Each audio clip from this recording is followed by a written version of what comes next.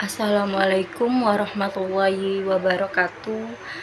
Perkenalkan, nama saya Isabella Tania dari kelas 3C, ingin membahas dan mereview jurnal, memberi komentar dan mengkritik jurnal yang berjudul Kapitalisme dalam Pandangan Filsafat. Kapitalisme adalah salah satu sistem ekonomi yang paling berpengaruh dalam sejarah. Dengan kepemilikan pribadi dan pasar bebas sebagai landasan, kapitalisme membentuk berbagai aspek kehidupan modern. Namun, bagaimana kapitalisme ini dilihat dalam dunia filsafat? Mari kita bahas sebuah jurnal yang mengeksplorasi peran kapitalisme dalam filsafat. Jurnal ini mencoba menjawab pertanyaan mendasar, apakah kapitalisme hanya sekedar sistem ekonomi atau ada nilai-nilai yang lebih mendalam seperti mempengaruhi cara kita hidup dan cara kita berpikir. Yang pertama ada di keterbatasan data empiris.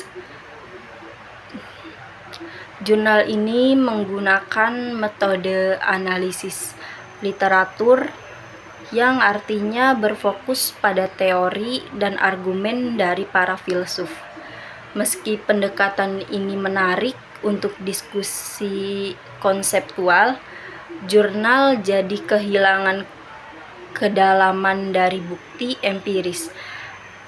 Tanpa contoh atau studi kasus yang konkret, sulit untuk memahami bagaimana kapitalisme benar-benar berpengaruh dalam kehidupan sehari-hari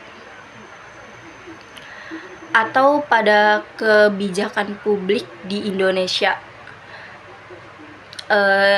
Kritikan yang kedua itu ada di pendekatan filosofis yang terbatas. Selanjutnya, jurnal ini hanya meninjau beberapa aliran filsafat, padahal banyak perspektif lain seperti eksistensialisme atau humanisme yang mungkin memberikan pandangan baru tentang kapitalisme dengan memperluas pendekatan ini. Jurnal bisa lebih kaya dalam memberikan gambaran dampak kapitalisme terhadap berbagai aspek kehidupan, termasuk nilai moral dan makna hidup. Kritikan yang ketiga itu terhadap generalisasi dampak kapitalisme. Jurnal ini juga memberikan gambaran dampak kapitalisme yang cenderung terlalu umum,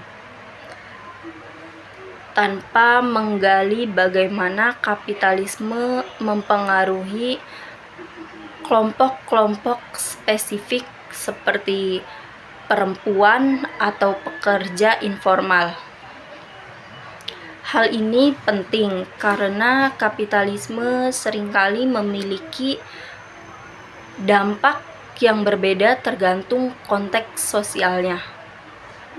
Kritikan yang keempat itu ada di dampak kapitalisme dalam pendidikan.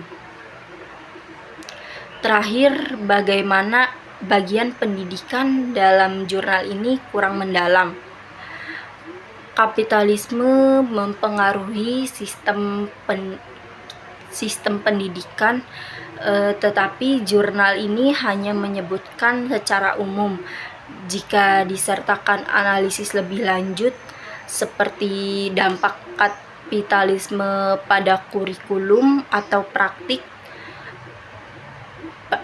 praktik pendidikan, jurnal ini akan lebih kaya dan relevan.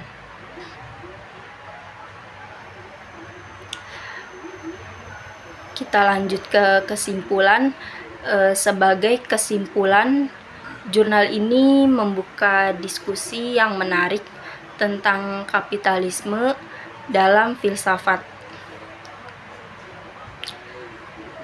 Tetapi masih ada ruang untuk memperdalam pemahaman kita, menambahkan data empiris,